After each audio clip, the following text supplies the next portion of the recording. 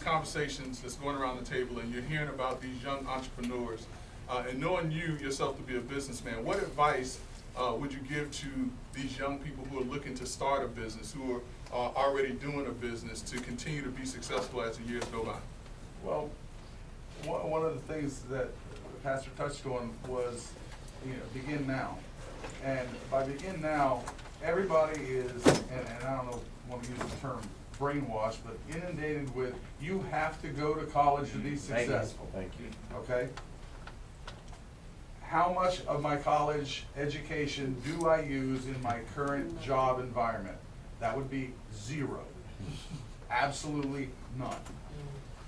And again, I think that people think, okay, here's the path. I go to high school, I get out of high school, I have to go to college, and I have to pick what job I'm going to do, and then I'm going to do that job, and that's what's going to make me successful. It doesn't work that way.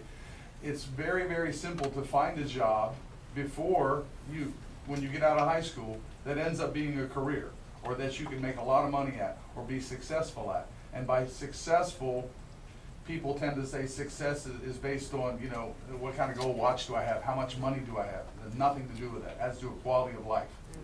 Okay? There's people who live on a pig farm and make no money at all and have an old raggedy truck, and they sit on their front porch every night and they're as happy as people in the world. It has nothing to do with money. It has to do with the quality of your life and what you want to do with your life. Not everybody is cut out to be a college graduate. Not everybody's cut out to study in school.